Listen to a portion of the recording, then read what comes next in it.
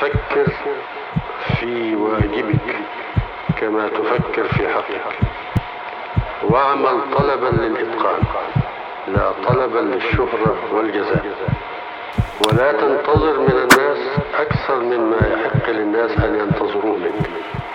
السلام عليكم ورحمة الله وبركاته. النهاردة هنعرض رواية بلاد ميريديان، خط الدم، للكاتب الأمريكي كورماك ماكارثي. والعنوان الكامل للرواية Blood Meridian or the Evening Redness in the West، خط الدم أو حمرة الغسق. عند تحليلنا للرواية هنناقش معنى العنوان دوت، يعني إيه خط الدم ويعني إيه حمرة الغسق. إنما خلينا نستعرض تلخيصا سريعا للرواية. الكاتب الأمريكي كورماك ماكارثي ولد في 1933، وأيضا سنتعرض لأسلوب الكاتب في الجزء الثاني من الحلقة. القصة بتبدأ ببطل القصة اللي ما نعرفش اسمه، ولكن يشار إليه بأنه ذا كيد، يعني الولد، الصبي، عمره 14 سنة. أمه توفيت عند ولادته، وكان أبوه معاقرا للخمر، فما كان من الولد إلا أن هرب من والده وهو في سن 14، واتجه صوب جنوب غرب أمريكا، المنطقة المعروفة بالويسترن، اللي هو الغرب الأمريكي. الحياة فيها بتعتبر حياة برية وهمجية، والمعروف باسم الوايلد ويست. يعني وايلد ويست المنطقة لا قانون فيها، لا يسودها القانون. ستمر عليه بضعة سنوات هذا الصبي في أثناء ترحاله جهة الجنوب الغربي من أمريكا. يعني سيدخل في عراك عدة مرات، وسيطلق عليه طلق ناري ذات مرة، وسيطعن أيضا بسكين ذات مرة، إلى أن يلتقي بشخصية أخرى مهمة في الرواية، شخصية اسمها ذا كابتن. الكابتن دوت قائد عسكري قديم، بيجمع فرقة عسكرية، يعني بيجند الشباب كي يغزو المكسيك. وهو أيضا سنتناول مزيدا من التفاصيل عن شخصية هذا الكابتن وليه هو عاوز يغزو المكسيك. هنتكلم عن ده بعدين. إنما المهم الولد، يعني لأنه صبي لسه عنده 14 سنة، مرت عليه عدة سنوات، فنقدر نقول مثلا في سن 18 في الوقت ده أو حاجة زي كده. الرواية مش محددة بالظبط، إنما هينضم لتلك الفرقة العسكرية. ولكن بعد 48 ساعة فقط وهم في طريقهم للمكسيك سيتعرضوا لهجوم من قبائل الأباتشي. قبائل الهنود الحمر، أو طبعا دي تسمية خاطئة، المفروض نشير إليهم بأنهم النيتيف أمريكانز، السكان الأمريكان الأصليين. وسيلقى به في السجن في تشيواوا في المكسيك بتهمة أنه كان من ضمن الفرقة العسكرية اللي كانت تريد غزو المكسيك. دي البداية، دي يعني السيتنج كله، بالإكسبوزيشن بتاعة القصة، هي دي الأحداث بتاعتها. إنما القصة الحقيقة بقى بتبدأ من هنا، بتبدأ اللي نقدر نقول عليه لما تحليلنا للقصة الرايزنج أكشن، تصاعد الأحداث. إن في شخص هيدفع له كفالة he will be bailed out، هيدفع له كفالة ويخرجه من السجن. الشخص ده هنعرف إن هو قاضي اسمه جورج هولدن. كان هذا الولد قبله بمجرد ما كان ساب البيت يعني وهرب من أبوه، كان قبله، ولكن كان لقاء عابرا، يعني ما فيش فيه أي تصاعد للأحداث، وما فيش فيه عرض لشخصية هذا القاضي. فكانت شخصية غامضة، دخلت فجأة، كان في مطر غزير، وكان في تنت خيمة، وجوه الخيمة كان في قسيس كان بيلقي خطبة، وهذا القاضي هيدخل وهيتهم هذا القسيس باتهامات عديدة بأنه ارتكب جرائم. فشخصية غريبة وما نعرفش عنها حاجة حتى تلك اللحظة، إلى أن هو يخرج بقى، يدفع كفالة لهذا الصبي ويخرجه من السجن في المكسيك، ونعرف بعد كده ان في عقد بينه وبين هذه شخصية القاضي هولدن، وبين شخصية أخرى عسكرية اسمها جلانتون. الاتنين دول عاملين عقد مع الحكومة المكسيكية إن هم يوردوا لهم فروة رأس الهنود الحمر الأمريكان الأصليين، اللي قبائل الأباتشي وباقي القبائل، أي قبيلة من القبائل الأمريكان الأصليين. فالولد أيضا هينضم ليهم لأنه ما عندوش أي اختيار آخر، إنما سيجد إن في فرق، أو إحنا كقراء يعني هنكتشف إن في فرق بينه وبين باقي أعضاء العصابة، لأن هي عصابة بتقتل السكان الأمريكان الأصليين المعروفين بالهنود الحمر. أنا مش عايز أقول أمريكان، أستخدم كلمة أمريكان فأنتوا تفتكروا إن بتكلم على الأمريكان البيض، لا، الأمريكان الأصليين هم اللي إحنا بنقول عليهم خطأ، أو اللي هم الأمريكان سموهم خطأ الهنود الحمر. فالمهم هينضم لتلك العصابة، ولكن كان في فرق بينه وبين باقي أفراد العصابة إن هم بيقتلوا المدنيين والمحاربين، بيقتلوا أي حد يقابلوه من السكان الأصليين الأمريكان دول، وياخدوا يقطعوا فروة الرأس دي بيقطعوها ويقدموها للحكومة المكسيكية. اللي كان فيه الحكومة المكسيكية رغم الكراهية والعداوة اللي بينها وبين الحكومة الأمريكية، إلا أنهم كانوا بيكرهوا الأمريكان الأصليين النيتيف أمريكانز كراهية أكبر، فكانوا بياخدوا جايزة على كل فروة رأس تقدم إلى تلك الحكومة الأمريكية. إنما الولد كان مختلف عنهم بقى في إيه؟ أنه كان يعني كان لا يريد أن يقتل بدون سبب.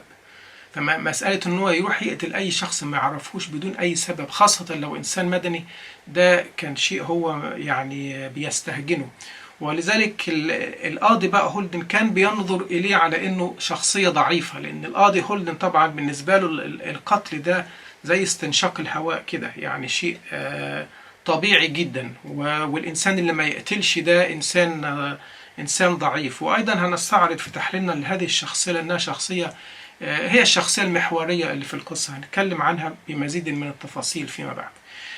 ده تصاعد الأحداث، وده هنا نقطة الكونفليكت بقى اللي هتحصل ما بين القاضي وما بين الولد بطل القصة، لأن خلاص في كونفليكت هنا. القاضي بينظر إليه على إنه إنسان ضعيف مش قادر إنه يقتل أي إنسان حتى لو كان امرأة. يعني كان الولد بيستغرب إزاي بيقتلوا السيدات والأطفال، إنما بالنسبة لهذا القاضي القتل مباح لكل الأمريكان الأصليين دول. فده هنا الكونفليكت هيبدأ. الكلايمكس بقى نقطة الذروة هتحصل لما في أثناء مرور هذه العصابة بحثا عن الأمريكان الأصليين لقتلهم في قبائل اسمها قبائل اليوما، هتهجم عليهم وستبيدهم جميعا، تقريبا جميعا. لن ينجو إلا الصبي الولد والقاضي وبعض الأفراد، فقط بعض الأفراد هم اللي ينجحوا في الهرب. ولكن بعد ما ينجحوا في الهرب يعني وينجوا، هنلاقي ان القاضي هيطلق النار على الصبي وحاول يقتله، ولكن الصبي سينجو وهينجح في الهرب. وهو طبعا القاضي بيقتله لان هو مقتنع ان البقاء للأقوى، وان هذا الولد هو ضعيف، فهو ليس له حق في الحياة ولا بد من قتله. وعشان كده المنطقة كلها بتسمى وايلد ويست، الغرب الهمجي الذي لا قانون فيه ولا يسود قانون. الفولينج اكشن بقى ده كده ذروة الأحداث. بننتهي بقى بالفولينج اكشن، هبوط الأحداث اللي بتمهدنا للنهاية. الولد قلنا هيهرب من القاضي هولدن دوت، وأثناء هروبه سيجد الأشخاص اللي كانوا معاه في العصابة ديت واللي نجحوا في الهرب هيلاقيهم كلهم متعلقين على المشانق. فمعنى كده ان من العصابة دي كلها لم ينجو منها الا القاضي هولدن والصبي فقط.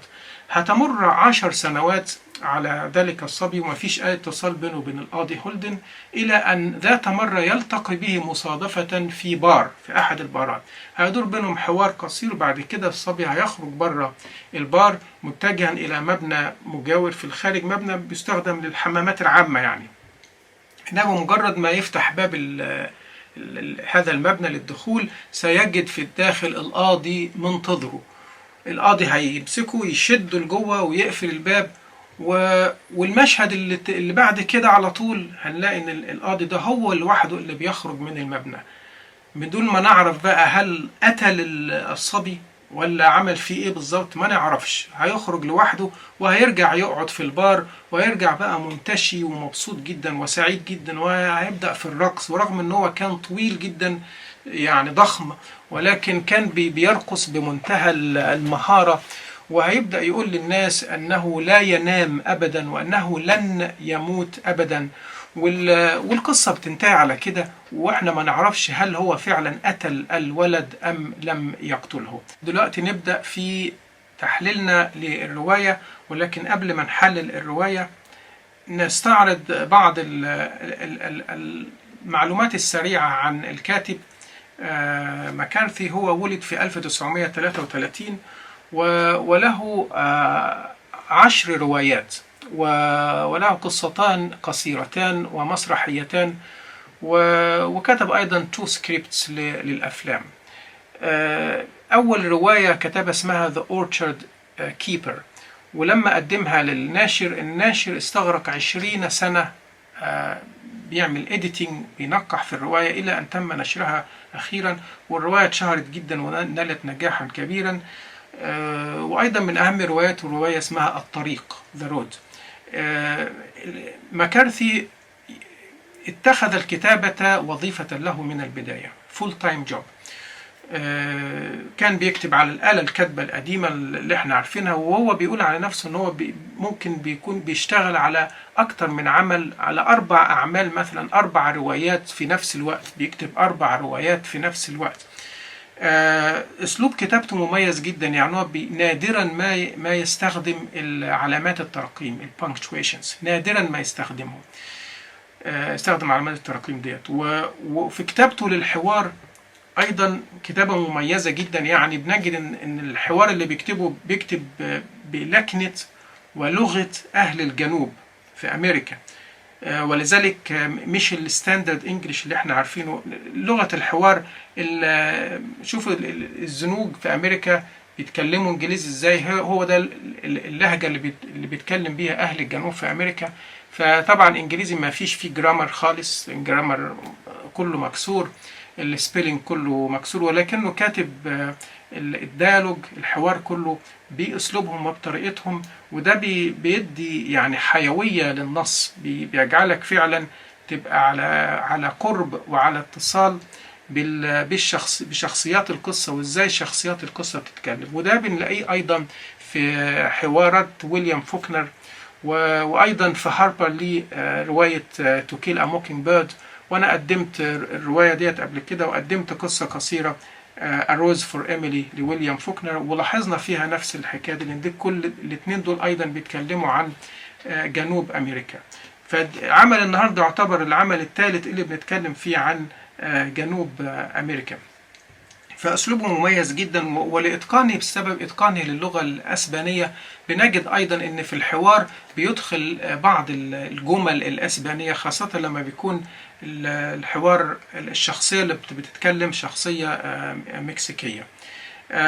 هو قال على نفسه يعني هو قليلا ونادرا ما يعمل حوارات، ولكن في الحوارات النادرة والقليل اللي عملها قال على نفسه انه لا يحترم الكتاب اللي ما يكتبوش عن مواضيع الموت والحياة او الحياة والموت.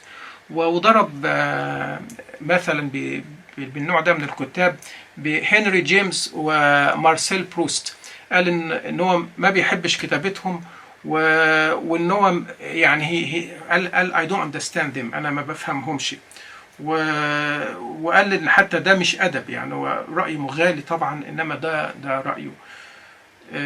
وقال ان في كتاب كتير الناس بتعتبرهم يعني كتاب كارونيكال، انما بالنسبه له هو لا يعدهم كتابا أصلا، واللي بيكتبوا لا يعدوا أدبا أصلا. طبعا ده رأيه الشخصي، هو المسؤول عنه. وأيضا من آرائه الشخصية أنه ليس من محبي الماجيكال رياليزم، الأدب اللاتيني والماجيكال رياليزم، كتابة الماجيكال رياليزم. ومن أهم أو his most favorite book، أفضل كتاب ليه، هو رواية موبي ديك، الرواية اللي بتعد يعني عند الكثيرين أعظم رواية في الأدب الأمريكي إلى جانب ذا جريت جاتسبي. فرواية النهاردة أيضا تعد يعني من الأدب الأمريكي الحديث والمعاصر الروايات القوية جدا، لدرجة أن هارولد بلوم الناقد والأكاديمي الأمريكي المشهور اعتبرها أعظم كتاب بعد رواية As I Lay Dying لويليام فوكنر. بعد الرواية دي بيقول أن رواية النهاردة بلاد ميريديان دي أعظم رواية في الأدب الأمريكي. نتكلم عن السيتنج بتاع الرواية. السيتنج بتاع الرواية في ما بين الحدود ما بين المكسيك وأمريكا، جنوب غرب أمريكا، وحدثت يعني الزمان بتاعها تقريبا في 1850. وهي حقيقة من ناحية الجانرا كعمل، نوع العمل الأدبي، هي historical fiction، يعني رواية تعد رواية تاريخية، وأحداثها أحداث تقريبا شبه حدثت، لأنه كان مكارثي وجد كتاب اسمه The Confession لواحد من هؤلاء اللي كانوا ضمن هذه الفرق العسكرية اللي كانوا بيقتلوا الأمريكان الأصليين. فالأحداث دي حدثت فعلا في 1849 1850، هو ده اللي كان بيحصل فعلا. ولكن طبعا شخصيات القصة كلها شخصيات خيالية، إنما الفترة الزمنية والأحداث دي أحداث تاريخية، ودي فترة تاريخية حقيقية. مكارثي حب إنه يعني يسجلها في رواية حتى لا تتكرر مرة أخرى. الناريتور بوينت اوف فيو اللي بيسرد الرواية طبعا مكارثي الأوثر نفسه، الكاتب نفسه، هو اللي بيسرد الرواية، وبيسردها من third person كشخص ثالث، شخص ثالث بيشهد الأحداث وبيوصف لنا الأحداث. omniscient narrator يعني هو شخص ثالث بيشوف كل واحد بيعمل ايه، وبيوصف كل واحد بيتصرف ازاي وبيقول ايه. فهو عنده ككاتب عنده القدرة انه يتواجد في كل مكان في نفس الوقت ويحكي اللي بيحصل. اللهجة بقى اللي الرواية مكتوبة بيها يعني نجد انها لغة شاعرية، لغة أدبية قوية جدا. وحقيقة يعني أنا لما قرأتها باللغة الإنجليزية، قرأتها. وأولا يعني قبل ما أنسى أحب أشكر الأستاذ أيمن العضو المشترك في القناة اللي اقترح علي إن طلبها مرتين، يعني إن أناقش هذه الرواية مرتين، فأحب أشكره لأنها رواية يعني رغم إنها رواية دموية يعني اسمها خط الدم، إلا إنها رواية مهمة جدا وجديرة بالمناقشة. إنما أنا فوجئت بأن أسلوب الكاتب فعلا أسلوب أدبي شاعري، وفي الوصف عنده تفاصيل كتيرة جدا يعني قل أن نجدها في كتاب هذه الأيام. وما يميز كتابته أيضا أنه بيوصف الأحداث الظاهرية، الأحداث الخارجية، يعني ما يفعله الناس وما يقوله الناس، يعني كأنك بتشوف فيلم قدامك، ولكن ما يدور في أذهان الناس ما بيوصفوش وإحنا ما نعرفوش. فما بيستخدمش الأسلوب الستريم اوف كونشسنس اللي هو تيار الوعي، ما بيستخدمهوش، وبيستخدم فقط ما يراه بالعين الظاهرة، وما يقوله الناس وما يفعله الناس، تصرفاتهم، أقوالهم، مظهرهم الخارجي وما إلى ذلك. فأسلوب كتابته أسلوب مكثف جدا، وأسلوب شاعري جدا، ومليء بالتفاصيل. يعني في باراجرافات ومقاطع كتيرة جدا مليئة بالتفاصيل اللي بتصف المشهد بشكل لغوي وأدبي أكثر من رائع. طب نناقش بقى ونحاول نفسر معنى عنوان الرواية. يعني إيه خط الدم؟ هي بلاد ميريديان. ميريديان، كلمة ميريديان يعني خط الطول. مش درسنا في الجغرافيا في خطوط طول الكرة الأرضية، في خطوط طول وفي خطوط عرض، خطوط طول وخطوط عرض. خطوط الطول ديت الخط منها اسمه ميريديان، فهي خطوط معمولة علشان نفرق بيها ونعرف بيها بعض الأماكن، موقعها الجغرافي وأين تقع على الخريطة وما إلى ذلك. فهنا المعنى خط الدم ده إن التمدد الأمريكي جهة الغرب، وكلما اتجهت الفرق العسكرية الأمريكية والعصابات الأمريكية جهة الخط ده، كأن خط دم بيمشي معاهم، يسير معهم. كلما اتجهوا غربا وكلما اتجهوا للجنوب الغربي جهة المكسيك، كلما امتد خط الدم معهم، وكلما سالت مزيد من الدماء معهم. فهذا الخط هو خط الطول دوت، هو خط الدم اللي ماشي معاهم باستمرار. طيب لو استعرضنا العنوان كاملا، هو العنوان كاملا بلاد ميريديان، خط الدم، or مكتوبة كده or the evening redness in the west. evening redness يعني حمرة الغسق in the west في الغرب اللي هو غرب أمريكا. فمعنى أو رمزية the evening هنا المساء، هذا المساء ده حمرة الغسق، يعني هو يعني بتقول أو الرمزية بتاعتها إن دي في نهايات فترة التمدد الأمريكي في الغرب الأمريكي والجنوب الغربي. يعني في نهاية الفترات النهائية لهذا التمدد، مش في بداياته بل في نهايته. يعني هو التوايلايت دايز، غروب هذه الفترة الزمنية، نهاية هذه الفترة الزمنية. عشان كده مستخدم كلمة المساء أو الغسق، حمرة الغسق. وليه حمرة هنا؟ يعني كلمة ريدنس هنا، ريدنس يعني حمرة، معنى حمرة الدم. فهي الفترة النهائية لهذا التمدد الأمريكي في الغرب الأمريكي. وهذا التمدد هو تمدد دموي، وهذا التوسع هو توسع دموي. فهو خط الدم الذي كلما يعني اتجهوا غربا وامتدوا غربا وتوسعوا غربا، كلما سار معهم خط الدم. وبدأ في نهاية هذا الامتداد أو التوسع الأمريكي في الغرب، وكان يوصف بالدموية. فهي دي رمزية الرواية.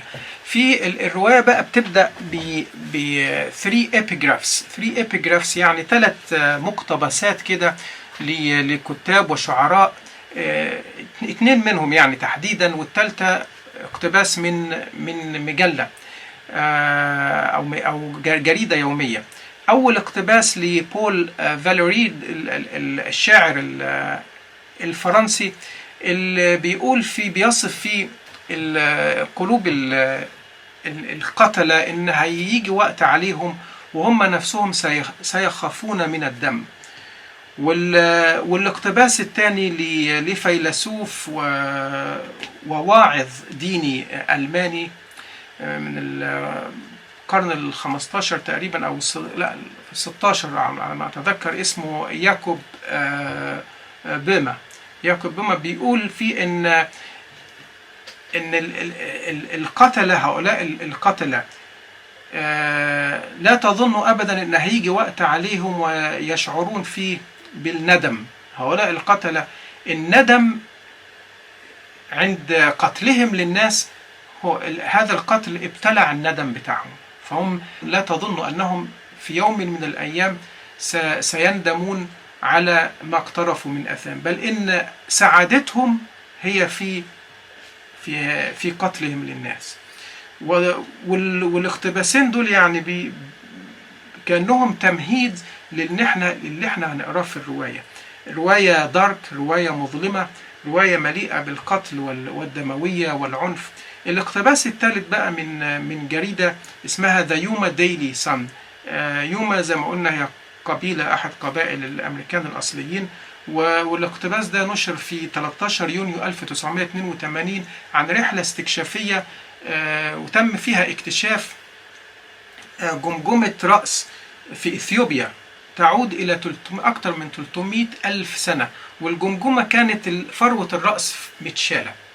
فده دليل إن هذا نزع أو نزع فروة الرأس من الإنسان اللي يعني المعاقب كان براكتس ان ancient براكتس، كان شيء موجود منذ قديم الزمان وليس شيئا حديثا.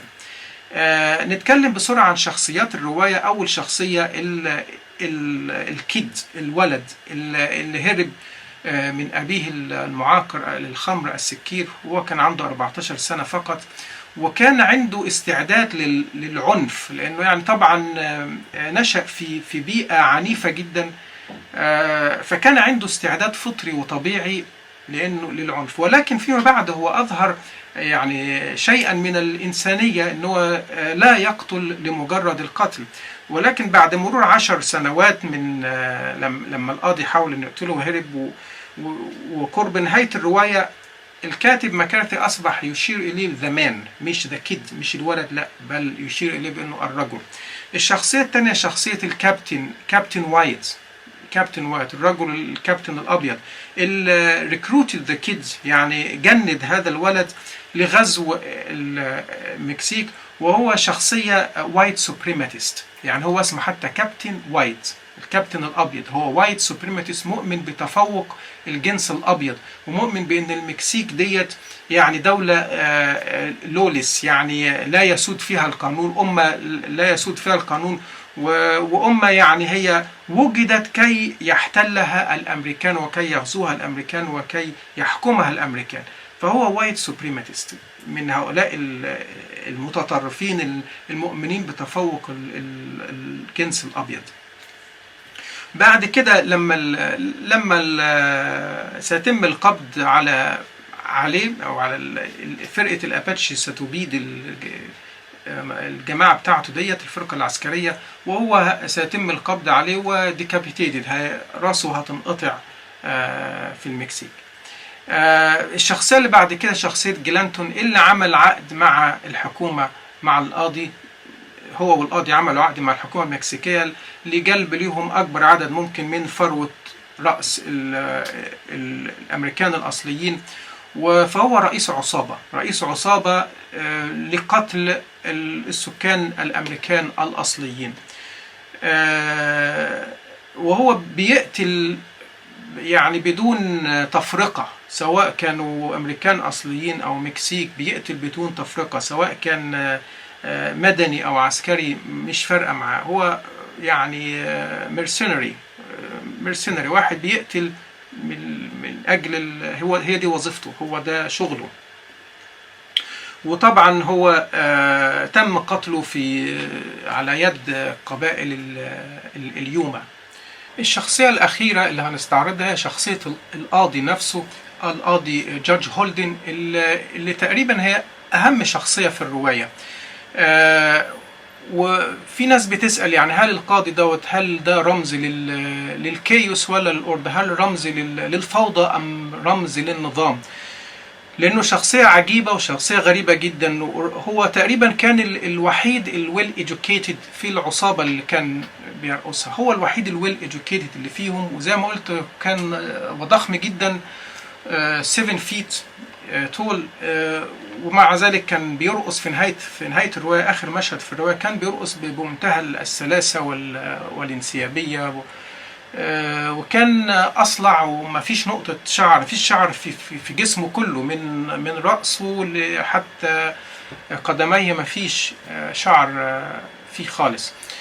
وكان بيؤمن بأن العالم هو عالم عنيف يسوده العنف، يسوده الدموية، وأنه هذا هو مصير العالم، العنف والدموية، هذا هو مصير العالم، وأنه سيظل دائما في دائرة لا تنتهي من العنف والدموية، وأن البقاء للأقوى.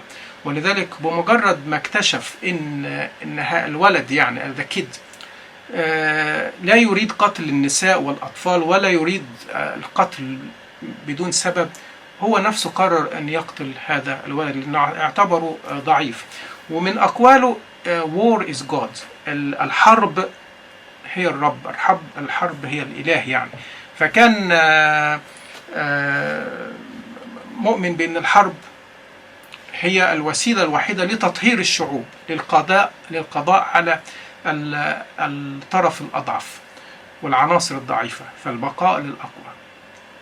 في ناس يعني وصلت يعني في وصفها وتحليلها لشخصية القاضي ده بأنه يعني قالوا أنه حتى أنه هو رمز الجد، رمز الرب. إنما يعني بصراحة شخصية بهذا الشكل صعب جدا نقول إن هي بترمز لأي شيء غير الفوضى والهمجية والعنف والعنصرية والدموية. يعني هذا ما أراه يعني. طيب المواضيع، طبعا الموضوع الرواية معروف، هو التمدد والتوسع الغربي الأمريكي جهة الجنوب الغربي وجهة الغرب الأمريكي، وأيضا مدى العنف ومدى وحجم القتل والدمار اللي كان هذه العصابات الأمريكية والفرق العسكرية الأمريكية كانت بتسببه للسكان الأصليين الأمريكان. فيعني هذه مواضيع القصة، هو ده الموضوع. إنما طب الرسالة الكاتب عايز يقول إيه؟ يعني واضح إن الكاتب عنده وجهة نظر تشاؤمية جدا فيما يتعلق بالطبيعة الإنسانية. يعني هو تقريبا نقدر نقول إن الرسالة اللي هو عايز يقولها من تسجيله ورصده لهذه الحوادث التاريخية التي حدثت بالفعل، إن هذه حوادث تاريخية هو عبر عنها في رواية. طب ليه بيسجلها في رواية؟ عشان ما تتكررش مرة تانية. إنما الرسالة اللي عاوز يقولها يعني إن الطبيعة الإنسانية هي طبيعة مليئة بالشر، هي طبيعة شريرة، ولو أعطيت الفرصة للتوسع واحتلال أخرى فهي لن تجلب إلا الدمار ولن تجلب سوى سفك الدماء. أعتقد أن هي دي الرسالة اللي عايز يقولها من الرواية، أن الطبيعة الإنسانية طبيعة شريرة بالفطرة، وأنها لو أعطيت الفرصة للتمدد والتوسع والعسكريا يعني فهي لن تجلب سوى المزيد من القتل وسفك الدماء. فهي رواية يعني أنصح الناس اللي تحب تقراها. هي لن يجدوا، ربما أنا ما قرأتهاش بالعربي فما أعرفش صراحة قراءتها عاملة إزاي بالعربي، بس اللغة الإنجليزية قراءتها باللغة الإنجليزية ممتعة كعمل أدبي، ولكن زي ما قلت الأحداث الدموية اللي فيها يعني فيها نظرة تشاؤمية ومأساوية ومش happy. It's not a happy reading يعني. It's not a happy reading. Not bedtime reading. يعني إنما عمل كعمل أدبي حقيقي عمل مهم جدا وأسلوبه قوي جدا. وفعلا هو من وجهة نظري هو يعتبر من أكبر إن لم يكن أكبر الأدباء الأمريكان اللي عايشين في وقتنا الحاضر. هو فعلا بيذكرنا، كتابته بتذكرنا بجيل العظماء، جيل الكتباء الكبار الأمريكان زي ويليام فوكنر على سبيل المثال. أعتقد نكتفي بهذا القدر. يا رب أكون وفقت في عرضي لهذه الرواية، وإن شاء الله نراكم في محاضرة أخرى وعمل أدبي آخر. والسلام عليكم ورحمة الله وبركاته.